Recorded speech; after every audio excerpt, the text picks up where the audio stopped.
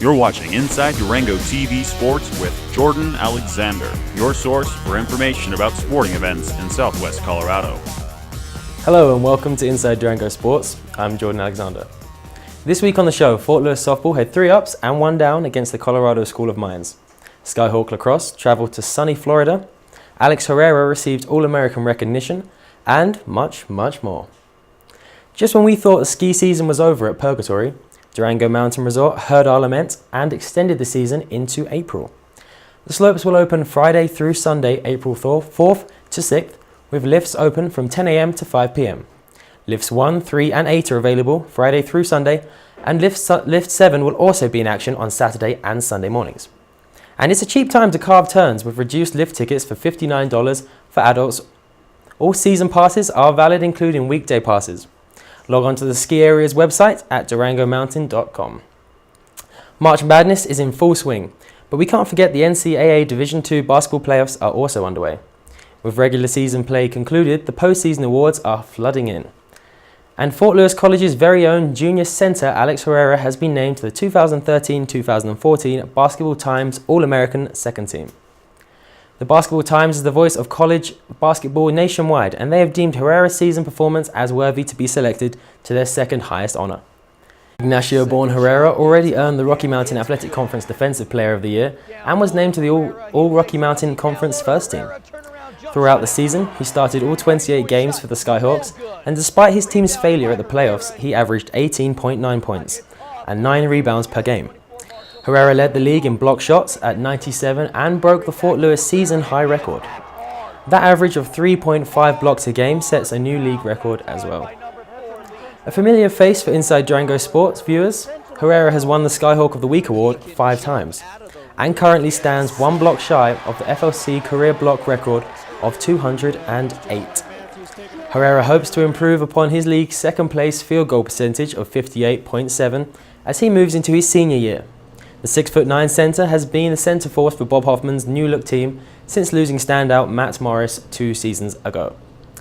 Fort Lewis finished the season 4th in the RMAC at 14 wins and 8 losses and 18-10 overall. In the wake of 2 defeats last Sunday, Fort Lewis softball split their first 2 games against Colorado School of Mines. The Fort held onto a 6-point lead to beat off a valiant comeback late in the 7th during the first game to win 6-4.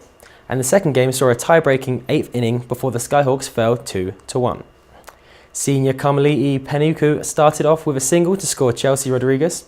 Peneku hit 3 for 3 from the plate with 1 run scored in 2 runs batted in. Coach Kirazita's Hawks took flight again in the 3rd inning. Rodriguez scored first, followed by Mindy Thompson off of a fielding error. Peneku earned her sole run of the game from Maria Stewart's right-sided single. School of Mines Ore Diggers scored 2 runs in the bottom of the 3rd and 5th innings to make the score 4-2 before Thompson and Destiny D. Herrera added runs to give the Skyhawks their final score. Pitcher Victoria Johnson commanded from the circle to earn her 7th win of the season. Johnson pitched 6.2 innings and gave away 3 earned runs on 6 hits and struck out 6 batters. Freshman Olivia Goldberg stepped in for the save. In their second game of the weekend, the Skyhawks fell 2-1 in an uneventful 8 innings. Mines took an early lead 1-0 in the first at the top of the 6th with 2 outs. D. Herrera singled to left field to score Missy Fundora, which proved to be the Skyhawks' first and last run of the game.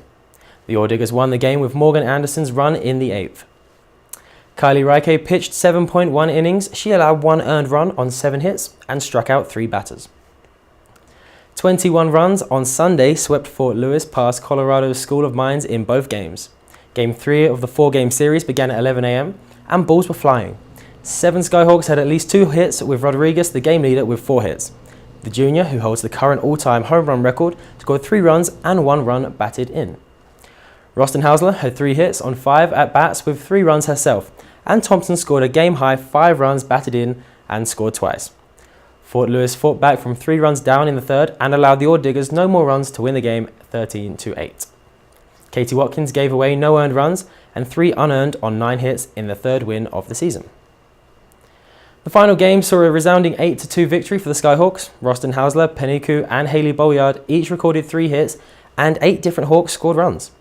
Fort Lewis took an early 3-0 lead in the first, and by 3 innings they were up 7-0.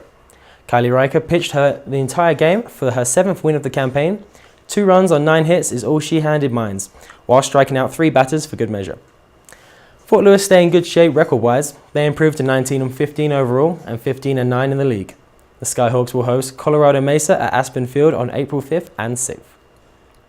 Let's switch gears and visit a sport where an athlete's weapon is her hands. For this week's School of Skills, Fort Lewis College's volleyball junior outside hitter Shelby Lehman welcomes us into Whalum Gymnasium. Bump, set and spike.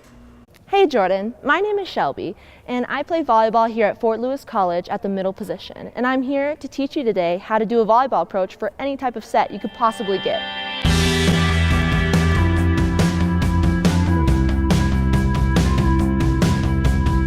First part in learning how to do a volleyball approach is start with your feet shoulder width apart.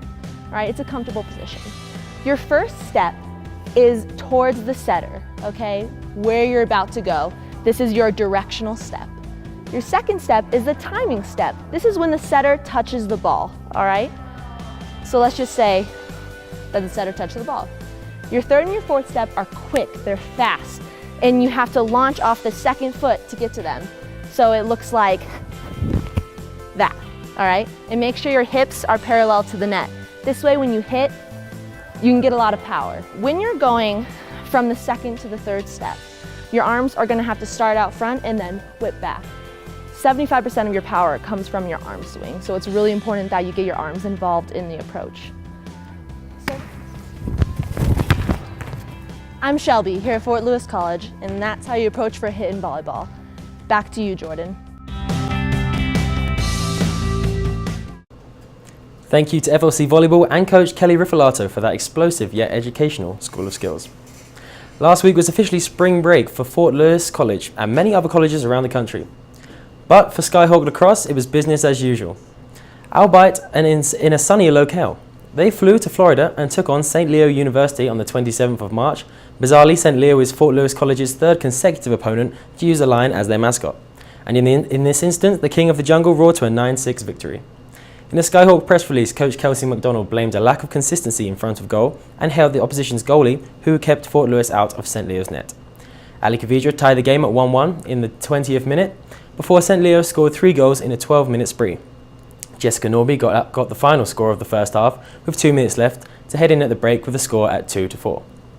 3 minutes into the second half and another score by Norby brought Fort Lewis within 1 goal. Alas, this was the closest the Skyhawks would get as the Lions leapt to a 7-3 lead. Ellie Carpenter scored with 15 minutes left to provide some hope for the away side, but that hope was quickly extinguished as St. Leo scored 2 more goals to give them a 5-point lead. A second win saw Marissa DeCecco and Brooke Wineland find the back of the net, but the late rush was to no avail as time ran out and St. Leo's took the win. The shot statistics were tied at 21 apiece and the Lions just pipped the Skyhawks 22-21 in the ground ball game. But the trip wasn't all doom and gloom, as rumours have it the team paid a visit to Disney World. Lucky them. Fort Lewis moves to 5-4 on the year and hosts Regis and Mesa on the 5th and 6th of April respectively. Both games begin at 1 p.m. on Ray Dennison Memorial Field. The Fort Lewis College Athletic Department announced 2 new Skyhawks of the week on Tuesday afternoon. For their performances over the previous week of competition, softball's Kamali Penuku and Alyssa Spencer from lacrosse have been named the Student Athletes of the Week. Penuku led the Skyhawks with impressive exploits against Colorado School of Mines. She batted .615 at the plate, connected 8 hits on 13 at-bats. For the weekend of play, the senior hit 2 doubles and drew 2 walks. On top of that, she drove in 5 batters and scored twice herself. Penuku and Art Major crossed 10 total bases and finished the series with a .67 on base percentage.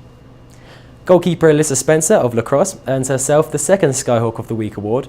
A resident Durangoan, Spencer stopped 50% of the St. Leo Lions' 18 shots. In a total of 9 games played this season, Spencer holds a save percentage of .431. Congratulations to both Skyhawks of the Week, Kamali'i Penuku and Alyssa Spencer. And now it's time for our weekly high school roundup. Durango High School baseball suffered a huge defeat to Montrose on Saturday. The Demons lost 16-0 in just 5 innings. The finger of blame points to the pitchers, who walked 13 players, gave away 5 runs off wild pitches, and actually hit 3 Montrose players. The loss may not come to much of a surprise after they competed a day before in a proper slugfest. DHS lost by 1 in a 3-hour game versus Fruita Monument that finished 18-17. Shannon Maloney set a new DHS school record in track and field. The 800-meter runner took second place at the Broomfield Shootout meet on Friday with a time of 2 minutes and 17 seconds. 6 is the lucky number for Bayfield girls soccer. They beat the Ignacio Bobcats 6-0. The game saw 6 different goal scorers, and the win moves them to 6-0 for the season. A successful weekend for them indeed. And Bayfield High School boys basketball lost by 10 to Piedra Vista's junior varsity side. The game marked the third time the teams have met this season. Another high-scoring game with Piedra Vista taking the victory 17-10. This week we saw home runs, we saw goals, and we saw some impressive spike from those volleyball girls. Thanks for tuning in to another edition of Inside Durango Sports. I'm Jordan Alexander. We'll see you next week. Thanks for watching Inside Durango TV Sports. Tune in every Thursday for more sports headlines.